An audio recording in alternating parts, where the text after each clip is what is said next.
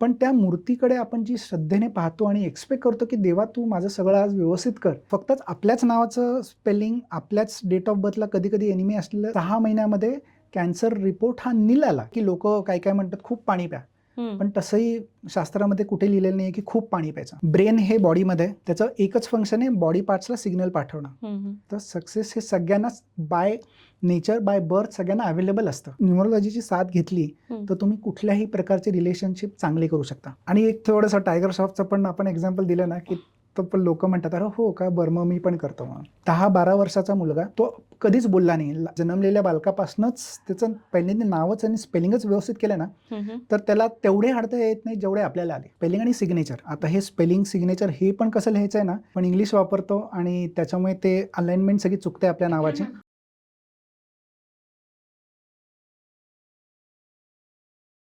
नमस्कार, MLA talk show मध्ये तुमचं मनापासून स्वागत आहे. मी आहे तुमची होस्ट अभिलाषा आणि फेसबुकवर सर्च करा MLA महाराष्ट्रीयन लेडीज असोसिएशन आणि लगेच जॉईन करा. आजच्या आपल्या पॉडकास्टमध्ये स्वागत करतोय एक खास प्रमुख पाहुण्यांचं. सो निलेश पैठणकर, एक सुप्रसिद्ध न्यूमरॉलॉजिस्ट. नाव, जन्मतारीख, अंकशास्त्र या विज्ञानातून व्यक्तीचं व्यक्तिमत्व आणि आयुष्य आणि यशाचा मार्ग कसा बदलू शकतो हे अनेकांना प्रत्यक्ष अनुभवातून अनुभवायला दिलेलं आहे. सो व्यक्तिगत जीवन असो, व्यवसाय असो, नातेसंबंध, योग्य अंकशास्त्र मार्गदर्शनाने जीवनात सकारात्मक बदल घडू शकतात यावर त्यांचा ठाम विश्वास आहे. सो निलेशजी, मनापासून स्वागत आहे तुमचं पॉडकास्टमध्ये. धन्यवाद. सो हा तुमचा दुसरा पॉडकास्ट आहे आमच्यासोबत. येस. सो आता सुरू करूया आपण. अगदी. पहिल्यांदा न्यूमरॉलॉजी म्हणजे काय ते सांगायला मला. अंकशास्त्र मराठीमध्ये म्हणतो आपण, पण न्यूमरोलॉजी हा बेसिक मी जी मेथड वापरतो त्याला कबाला नंबर्स म्हणतात. सगळ्यात एन्शंट मेथड आहे आणि सगळ्यात अवघड मेथड पण आहे. आणि त्याचं आपोआप गॉड गिफ्ट म्हणजे स्वामींच्या कृपेने या सगळ्या गोष्टी, जसं आपण म्हणतो ना की occult science does not choose you, occult science actually chooses you, you cannot choose occult science. तर अशा काही गोष्टी कित्येक वर्षांपूर्वी, 22 वर्षांपूर्वी आपोआप आल्या आणि त्याच्यापासनं हा अंकशास्त्र फक्त नंबरचा खेळ नाही आहे, तर त्याच्याबरोबर अल्फाबेटचं जे आपण इंग्लिश यूज करतो त्याच्यामुळे आपले अल्फाबेटचं जे आपण जे नाव ठेवतो त्या अल्फाबेटचं आपल्या डेट ऑफ बर्थची किती अलाइनमेंट आहे त्या गोष्टींवरनं आपलं सक्सेस, फेलियर या सगळ्या गोष्टी डिसाईड होतात. त्याला अंकशास्त्र सोप्या भाषेमध्ये. ओके. सो आम्ही आता ॲज अ MLA म्हणजे महाराष्ट्रीयन लेडीज असोसिएशन खूप सारे व्यवसाय पाहतो. प्रत्येक व्यवसायाला आम्ही ऑनलाईन ऑफलाईन प्लॅटफॉर्म देण्याचं बघतो. सो ह्या व्यवसायाच्या दृष्टीनं हे किती आवश्यक आहे? भरपूर. मी जसं म्हणतो कष्टाला नशिबाची साथ ही लागतेच. बरोबर. तर का आपण फक्त कष्ट करायचे ना, कारण आपण आपल्या घरातनं इथे येण्यासाठी पण चालत येऊ शकलो असतो, पण आपण गाडीने आलो का? कारण आपल्याला वेळ वाचवायचा आहे, कारण आपल्याला थकावट नाही झाली पाहिजे, आपण पोल्युशन अवॉइड करतो आणि तोच वाचवलेला वेळ आपण दुसरीकडे कुठेतरी चांगला यूज करू शकतो. ती जी आपण मदत घेतली वाहनाची इथे पोचायला, त्याच प्रकारे आपण जर का न्यूमरोलॉजीची साथ घेतली तर आपण जे काय कष्ट करतो ना त्याला फळ हे खूप फास्ट मिळतं आपल्याला. बरोबर बरोबर. सो आर्थिक यश मिळवण्यासाठी न्यूमरोलॉजीचा कसा उपयोग होतो? भरपूर. आता आर्थिक म्हटलं की त्याच्यात नंबर्स आले, नंबर्स म्हटलं की न्यूमरोलॉजी त्याच्यात ऑब्व्हियसली येते. प्रत्येकाच्या आयुष्यामध्ये सक्सेस हे त्याच्या डेट ऑफ बर्थवरनं डिसाईड नसतं. सक्सेस हे सगळ्यांनाच बाय नेचर बाय बर्थ सगळ्यांना अवेलेबल असतं. आपले डेट ऑफ बर्थ, आपलं बर्थ टाईम हे कधीच चुकीचं नसतं, कारण देव देताना कधीच चुकीचं पाठवत नाही त्याच्याच मुलांना पृथ्वीवरती. तर आपल्याला हे जे बून दिलेलं आहे त्याला कुठेतरी देव म्हणतो की तुला हे सहजासहजी मिळणार नाही, तुला त्याच्यासाठी कष्ट करावे लागतील आणि एखादी गोष्ट ज्याला आपण लक म्हणतो, नशीब म्हणतो, ते तू शोधल्यानंतर तुला सगळ्या गोष्टी मिळू शकतील. तर त्या नशिबाला कष्टाची साथ देण्याचं जे काम आहे ते आपण कुठे ना कुठेतरी शोधत राहतो आणि ते शोधलं आणि त्याचा वापर केला तर आपल्याला ज्या गोष्टी हव्यात, ज्या गोष्टी घडवून आणायच्यात त्या सगळ्या गोष्टी मिळू शकतात. याची मला पूर्ण गॅरंटी आहे, कारण एवढे 22 वर्ष मी या सगळ्या क्षेत्रामध्ये मी जे काम केलं आणि सगळ्या प्रकारच्या रिझल्ट्स दिलेले आहेत त्याच्यावर मला अगदी ठामपणे मी सांगू शकतो की होऊ शकतात या सगळ्या गोष्टी. ह्यासाठी काही एक्झाम्पल्स आहेत तुमच्याकडे? भरपूर एक्झाम्पल. एक खूप मस्त एक्झाम्पल असं आहे की एक मॅडम होत्या ज्या घरगुती मसाले तयार करायच्या आणि त्यांच्या आईंची प्रॉपर्टी 10 वर्षापूर्वी एका माणसाला विकली. त्या माणसांनी विकताच क्षणी एकाच आठवड्याच्या आत त्या वारल्या आणि त्या माणसाने त्यांना पैसे नाही दिले. अरे बाप. तर या मॅडम त्यांच्या आणि त्यांची फॅमिली सगळी त्या माणसाकडे गेली की आम्हाला हे पैसे पाहिजेत किंवा प्रॉपर्टीचे कागद द्या. तर त्या माणसाने ठामपणे नाही सांगितलं. तो म्हणणार देणार नाही आणि येऊ पण नका तुम्ही. अरे बाप. आणि यांनी हे बिचारी खूप साधे माणसं, एकदम एकदम साधी माणसं, त्यांनी विचार सोडून दिला सगळ्या मनातनं. पण ते ज्या मला भेटल्या त्या 2023 साली, त्यांनी माझ्याकडनं स्पेलिंग बदललं, पण हे त्यांच्या मनामध्ये काहीच नव्हतं. तर त्यांनी स्पेलिंग 6-7 महिने त्यांचं स्पेलिंग लिहिलं. त्या 7व्या महिन्यामध्ये माझ्याकडे आल्या आणि म्हणाला की जी प्रॉपर्टी 10 वर्षापूर्वी ज्या माणसाला विकली होती त्या माणसाने 1 महिन्यापूर्वी मला कॉल केला आणि सांगितलं तुम्हाला मी सगळे पैसे द्यायला तयार आहे. ओके. आणि एका महिन्यामध्ये साधारण 3 करोडच्या आसपास त्यांनी पैसे त्या मॅडमला दिले. ओके. हा जो धनलाभ झाला हा आम्ही चेक पण करून पाहिलं. पत्रिकेच्या हिशोबाने त्यांना धनलाभ होणं शक्य नव्हतं. कोणीच सांगू पण शकणार नव्हतं की यांना धनलाभ होणार. पण आपण या स्पेलिंग चेंजने त्यांना या गोष्टी करून दाखवल्या. सर, एखादी केस जेव्हा तुमच्याकडे येते अशा प्रकारची, तेव्हा तुम्ही पहिल्यांदा काय बघता? त्यांचं आत्ताचं करंट स्पेलिंग जे आपल्याला दिलेलं असतं, आणि कसं आहे आपण नेमकी इंग्लिश वापरतो, मराठी वापरत असतो तर आपण जगातले सुपर पॉवर असतो, मराठी किंवा इंडियन भाषा कुठलीही, पण इंग्लिश वापरतो आणि त्याच्यामुळे ते अलाइनमेंट सगळी चुकते आपल्या नावाची. आणि मी तेच त्यांना पहिल्यांदा लोकांना दाखवतो की तुमचं स्पेलिंग आणि तुमचं डेट ऑफ बर्थ कसं मिसअलाइंड आहे, बरोबर नाहीये, त्यामुळे तुम्हाला कष्ट खूप आहेत आणि त्याला तुम्हाला रिझल्ट मिळत नाहीत, किंवा झालेल्या गोष्टी निघून जाणं हातातनं, आपण जे म्हणतो हात कोया मुंह ना लगाया वाली चीज, त्या कशामुळे होत आहेत, का तुम्हाला पैसा कमवता येत नाही, का तुम्हाला रिलेशनशिप प्रॉब्लेम्स आहेत, हेच मी त्यांना आधी दाखवतो. आणि त्यांना जेव्हा दिसतं हे की हे एवढं सोपं आहे की मी एखादा दुसरा अल्फाबेट ऍड करून सगळ्या गोष्टी मी सुधरू शकतो, तर लोकांना तिकडे विश्वास येतो. ओके. ती गोष्ट मी पहिल्यांदा दाखवतो. ओके. ओके. आणि जेव्हा नेम करेक्शन्स होतं तेव्हा मग तुम्ही सगळ्या सोशल हँडल्सवर करेक्शन करावं लागतं का त्याच्यानंतरची काय प्रोसिजर असते? हे खूप छान प्रश्न आहे. मी अगदीच सांगतो की तुम्हाला कुठेही ऑफिशियल डॉक्युमेंट्सवरती चेंज नाही करायचं आहे. बरं. मी वाइब्स वाढवण्यासाठी त्या स्पेलिंगचं तुम्हाला लिहायला सांगतो, स्पेलिंग आणि सिग्नेचर. आता हे स्पेलिंग सिग्नेचर हे पण कसं लिहायचं आहे ना, ते पण मला देवानी संकेत दिलेला होता. आणि असं कर म्हणजे तुझ्या लोकांना यश मिळेल, हे मला जेव्हा कळालं आणि मी ते देत गेलो आणि त्याचा ऍक्च्युअली रिझल्ट यायला चालू होतो. तर तुम्हाला सोशल हँडलवरती तुम्हाला करू शकता तुम्ही, नॉट नेसेसरी की करावंच लागतं, पण केलं तर त्यातल्या त्यात एक 1-2% साथ मिळतो. पण रायटिंगमुळे जेवढं तुम्हाला ते वाइब्सने तुम्ही लकी बनता किंवा तुम्हाला सगळ्या गोष्टी त्या पुल करू शकता तुम्ही, त्याच्यासारखं दुसरं काहीच नाही. ओके. ओके. सो आजकाल अनेक नातेसंबंधामध्ये काय म्हणतात समस्या भेडसावत आहेत, बरेचसे डिवोर्स होत आहेत किंवा भावाभावाचं पटत नाहीये, तर ह्या गोष्टीमध्ये पण न्यूमरॉलॉजीचा उपयोग होतो का? 100%. ओके. कारण प्रत्येक नंबर हा काही नंबर्सला फ्रेंड असतो, काही नंबर्सला एनिमी नंबर असतो. बरं. तर फक्तच आपल्याच नावाचं स्पेलिंग आपल्याच डेट ऑफ बर्थला कधी कधी एनिमी असलं तर आपल्याला खूप जास्त कष्ट पडतात. बरं. ते माझ्याकडे काही सुपरस्टार्स पण आहेत बॉलिवूडचे वगैरे, जे त्यांचं स्पेलिंग त्यांच्या एनिमी नंबरला होता आणि ते फक्त कष्ट करत होते, बँक बॅलन्स काहीच राहत नव्हता. मी ते चेंज केल्यानंतर सगळ्या गोष्टी चेंज व्हायला सुरुवात झाली. तसंच आपला नंबर आपल्या पार्टनर बरोबर जर का व्यवस्थित तो फ्रेंड नंबर नसेल तर 100% ते थोडंसं जास्तच किरकिर चालू होते.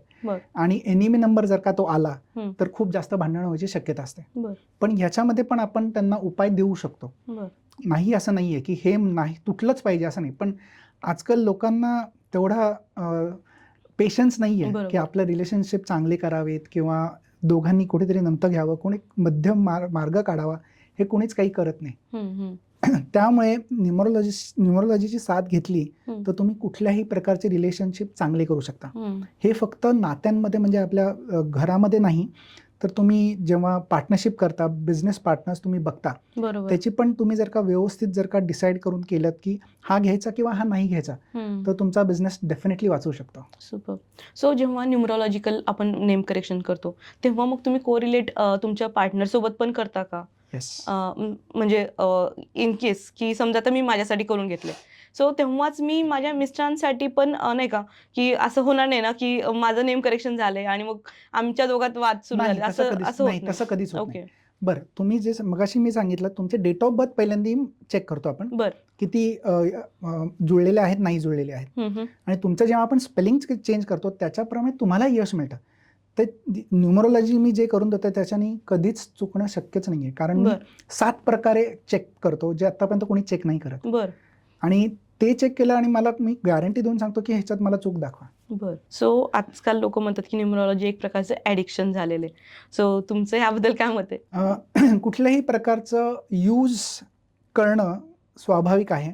मिसयूज किंवा अब्यूज होऊ नये याची आपण स्वतः दक्षता घ्यावी.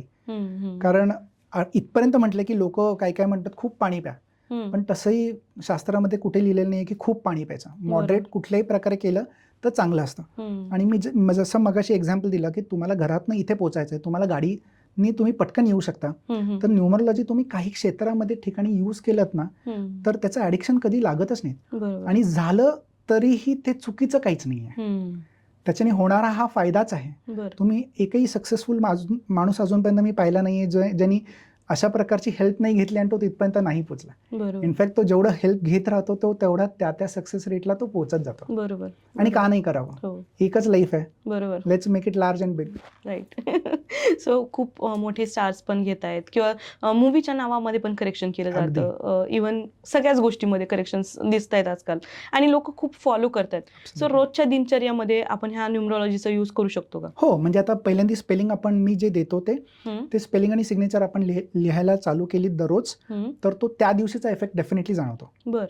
आणि जसं तुम्ही म्हटलात की मूवीजमध्ये वगैरे केलंय, 1976 साली कभी कभी नावाच्या मूवीमध्ये केलं होतं. आणि माहिती पण नाही अजूनपर्यंत, बऱ्याच लोकांना माहिती नाही. पण आजकाल thank you to the Instagram reels and everything लोकांपर्यंत ते पोचायला चालू झाले. पण माझं एकच म्हणणं आहे, खूप अननेसेसरी इन्फॉर्मेशन घेऊन त्याचा काही फायदा नाही आहे. ते बघून तर निश्चितच करू नका, कारण लोक रील बघतात आणि हातावरती काहीतरी लिहितात. ते चेक करणं फार गरजेचं आहे तुम्हाला. त्यासाठी एक प्रोफेशनल न्यूमरोलॉजिस्टच बेटर. बरोबर. ज्याला थोडीशी देवानी थोडी शक्ती दिली आहे, गॉड गिफ्ट दिलंय, त्याच्याकडनं चेक करून घेतलेलं केव्हाही चांगलं. बरोबर. येस. आणि एकदा चेक करणं काय हरकत आहे ना. करेक्ट आहे. ॲक्च्युली करेक्ट आहे. सो फक्त म्हणा ना इंटरनेटचा डॉक्टर न वापरता ॲक्च्युअल सोनाराने कान टोचले पाहिजेत. सो तो प्रकार आहे. सो आजकाल पालक पण खूप स्वतःबद्दल तर आहेतच, पण आपल्या पाल्याबद्दल पण तेवढंच जागरूक आहेत. तर मुलांसाठी ही न्यूमरोलॉजी आपण यूज करू शकतो का आणि कुठल्या वयापासून ते चालू करू शकतो? 100% करावी असं माझं म्हणणं आहे. आणि जन्मलेल्या बालकापासूनच त्याचं पहिल्यांदा नावच आणि स्पेलिंगच व्यवस्थित केलं ना तर त्याला तेवढे अडथळे येत नाही जेवढे आपल्याला आले. बरं. मी असं कधीच म्हणणार नाही की प्रॉब्लेम येणं बंद होतं. जोपर्यंत माणूस जिवंत आहे तोपर्यंत प्रॉब्लेम्स आहेत. पण त्या प्रॉब्लेम्सला त्याच्यावरती मात करणं किंवा त्याच्यावरनं उडी मारून पुढे जाणं किंवा त्याला सामोरं जाणं, ही सगळी ताकद आपल्याला येते आणि त्याच्यामुळे आपण पुढे जाण्याची शक्यता आपली जास्त असते. बरोबर. तर लहान मुलांमध्ये केलं तर हे मीच सांगायची गरज नाही आहे. तुम्हाला मेडिसिन क्षेत्रात पण दरवेळेस सांगितलं जातं की लहान मुलांचं लसीकरण करा. का केलं जातं? कारण त्यांना त्या प्रकारचे आजार होऊ नयेत पुढे. तसंच जर का आपण त्यांचं स्पेलिंग आत्ताच चेंज केलं किंवा आधीच करून ठेवलं तर ते लसीकरण केल्यासारखं आहे आणि त्यांना त्या प्रकारचे अडथळे प्रॉब्लेम्स हे येणं शक्य नाही. कारण मला 22 वर्षांचा अनुभव आहे, त्यामुळे 22 वर्षापूर्वी ज्या मुलाचं स्पेलिंग चेंज केलं तो आज खूप जास्त प्रकारे तो परफॉर्म करतो आणि त्याला सक्सेस मिळतं, हे मी पाहिलंच आहे. येस. सो आता हा वेगळा थोडासा प्रश्न आहे की आजकालची जेनझी आहे. आता मला जरी वाटलं की माझ्या मुलाचं नाव चेंज करायचंय किंवा करेक्शन करून घ्यायचंय, पण जे तुम्ही सांगितले की राईट करायला पाहिजे, सो तो राईट नाही करणार किंवा ते वाईब्स फील नाही करणार की नाही मम्मी काहीतरी वेगळं सांगते, माझा विश्वास नाहीये, कारण जेनझी आहे, त्यांना ह्या गोष्टीवर विश्वास नाहीये. तर मग त्या केसमध्ये तुम्ही काय कराल? मी 2 सोल्युशन सांगतो. एक, आईवडिलांनी करून त्यांच्यासमोर एक उदाहरण ठेवावं की माझं स्पेलिंग झाल्यामुळे मला या गोष्टींमध्ये यश मिळालंय आणि मी जे स्पेलिंग देतो त्याच्याने डेफिनेटली आणखीन फास्ट यश येतं, कारण जी मेथड वापरतो मी, त्यामुळे मी अगदी ठामपणे म्हणतो I am the fastest result giving numerologist in the world. आईवडिलांनी एक एक्झाम्पल सेट केलं तर मुलगा आपोआप करायला लागतो. दुसरी गोष्ट, अगदीच आईवडिलांनी नाही केलं काही कारणामुळे, तर मी मुलांना माझ्यासमोर एकदा बसवतो आणि मी माझ्या प्रकारे समजून सांगतो. आणि एकही मुलगा आत्तापर्यंत आलेला असं मला पाहण्यात आलं नाही की त्यांनी नाही केलं घरी जाऊन, कारण मला त्यांना समजून घेण्याची ताकद आणि थोडंसं मी माझ्याप्रमाणे बोलल्यामुळे. आणि एक थोडंसं टायगर श्रॉफचं पण आपण एक्झाम्पल दिलं ना की तो पण लोक म्हणतात अरे हो का, बरं मग मी पण करतो म्हणून. बरोबर. सो आता आपण जाऊया थोडंसं हेल्थ सेक्शनकडे. तर आरोग्याच्या दृष्टीनं किंवा गंभीर आजार असेल किंवा फिटनेससाठी असेल तर न्यूमरोलॉजीचा ह्या गोष्टीमध्ये पण उपयोग होतो का? खूप जास्त. सगळ्यात जास्त आजार हा कुठनं चालू होतो तुमच्या हिशोबाने? कुठून? मूळ त्याचं कुठे आहे? आपण विचार चुकीचे केले, आपण विचार किंवा ओव्हरथिंक केलं तर आपल्याला आजार का होतात? कारण माझं एक सिंपल म्हणणं आहे, ब्रेन हे बॉडीमध्ये त्याचं एकच फंक्शन आहे, बॉडी पार्ट्सला सिग्नल पाठवणं. मग आपण डोकं बाहेर कशाला लावतो? बरोबर. पण आपण एक्झॅक्टली ऑपोजिट करतो. आतमध्ये सिग्नल त्याला देणं बंद करायला सांगतो आणि बाहेरचाच खूप जास्त विचार करतो. हो. मग बाहेरचा विचार केल्यानंतर त्यांनी एखादा बॉडीला सिग्नल देणं बंद केलं की तो बॉडीचा पार्ट तो त्याप्रमाणे निकामी व्हायला चालू होतो. आणि एका दिवसाचं काम नाहीये. तर ते सिग्नल न गेल्यामुळे तो बॉडी पार्ट वीक होतो आणि त्या प्रकारे आपल्याला हार्ट, लिव्हर, पोटाचे आजार सगळे हे त्याच्याप्रमाणे चालू होतात. पॅरालिसिस आणि कॅन्सर हे सगळ्यात मोठं चुकीचे विचार किंवा ओव्हर थिंकिंग हे झाल्यामुळेच होतात. आता हे मी सांगायची गरज नाही, सायन्स सांगतं. तर तिथे जेव्हा आपण न्यूमरोलॉजीमुळे ते आपण वाईब्स चेंज करतो, चांगले विचार आपल्याला यायला चालू होतात. मी इथपर्यंत की मी मेडिटेशन पण सजेस्ट नाही करत. मी स्वतः मेडिटेशन कधीच केलं नाही आहे. मला जमलंच नाही, कारण माझे थॉट्सच एवढे क्लिअरली अलाइंड आहेत की मला त्या प्रकारचे मेडिटेशन करायचे. What is meditation basically? Clear thoughts, clarity of thoughts. ते जर का तुम्हाला व्यवस्थित येत असेल किंवा तुम्ही आलेल्या थॉट्सला कसं डिफ्लेक्ट करायचं हे ऑटोमॅटिक मोडवरती गेलात ना की तुमचा ब्रेन हा फक्त तुमच्या बॉडीवरतीच कामाला लागतो. बरोबर. बाहेरचा विचार करायची गरजच नाहीये. आता नवीन सायन्स सांगता heart is the new brain. आणि मी केव्हापासून सांगत आलो की इथनं विचार करा, इथनं विचार करूच नका. त्याला फक्त एकच काम आहे, बॉडीचा पार्ट, बॉडी सांभाळणं. कशाला त्याला दुसऱ्या कामाला लावतं? त्यामुळे त्याला शांत करण्याचा सगळ्यात मोठा मार्ग हा स्पेलिंग चेंजने होता. आणि त्याचंच मी कॅन्सर पेशंटचं जे माझ्याकडे उदाहरण आहे की त्याचं 6 महिन्यामध्ये कॅन्सर रिपोर्ट हा नील आला. आतापर्यंत कधीच झालं नाही. आणि त्या मॅडमनी अक्षरशः हात वरती केले होते की नाही, मी शक्यच नाही जगणार. त्यांनी त्या एका पॉईंटवरती, आणि कुठेतरी त्यांनी माझं एका पॉडकास्ट किंवा कुठेतरी वेबिनारवरती पाहिलं होतं आणि मी स्वामींचं नाव घेतलं आणि त्या स्वामींशी कनेक्टेड होतात म्हणून त्या अगदी पहिल्याच झटक्यात एकदम त्या मला वाचवा म्हणून म्हटलं. मी ह्याच्या आधी केलं नाहीये. माझ्या वडिलांना मी वाचू नाही शकलो कारण ते कॅन्सरनी गेले. कारण ही इज माय गुरु. त्यांनी माझं स्पेलिंग चेंज केलं होतं, मी त्यांचं नाही करू शकलो. तर माझं एक ते मनात होतं की मला कॅन्सर पेशंट्स वाचवायचे आणि होऊ शकतं, कारण इथेच आहे ना सगळं. तर त्याप्रमाणे त्यांना सांगितल्याप्रमाणे त्यांनी सगळं फॉलो केलं लिटरली, आणि त्या वाचल्या. खूपच भारी. सो एवढे सगळे क्लायंट्स हँडल करतात. आत्ताच्या सध्याच्या घडीला सगळ्यात जास्त कुठल्या प्रकारचे क्लायंट्स तुमच्याकडे येतात? ओव्हर थिंकिंग हा सगळ्यात मोठा प्रॉब्लेम आहे. ओके. तर नाही, असं सगळ्याच बाबतीत मला एक तो सर्कल जाणवतो महिन्यामध्ये की एका महिन्यामध्ये खूप रिलेशनशिपचे वाले येतात, एका महिन्यामध्ये जॉबवाले येतात, एका महिन्यामध्ये बिझनेसवाले येतात. तर ते कुठे ना कुठेतरी एका वर्षभरामध्ये ते सगळे ॲव्हरेजनी येतात. असा कुठलाच प्रॉब्लेम नाही की एकाच ह्याला सगळ्यात जास्त लोकांनी गर्दी केली आहे. कारण आपल्याला प्रॉब्लेम पण असं एकदम एकाच वेळेस येत नाही, ते वेगवेगळ्या वेळेस येतात. बरोबर. त्यावेळेस कुठे त्यांनी ऐकलं असेल, माझा रिझल्ट पाहिले असतील, मग ती लोक डेफिनेटली माझ्याकडे येतात की हे होऊ शकतं का. म्हटलं डेफिनेटली होऊ शकतं, तुम्ही तयार व्हा. ओके. कारण nothing changes when nothing changes. Right. एक चेंज होणं गरजेचं आहे आयुष्यात. Bye not. भारी. सो असा एखादा वेगळी केस हँडल केली का आतापर्यंतच्या ह्याच्यामध्ये प्रवासामध्ये? कुठल्या प्रकारे म्हणजे कुठली एक वेगळी समस्या की ही समस्या होती, मलाही असं वाटलं होतं की होऊ शकते का, आपण एकदा ट्राय द्यावं, आणि त्याच्यानंतर ती प्रॉब्लेम सॉर्ट आउट झाला असं? चाइल्ड ऑटिझम वरती मी केलंय.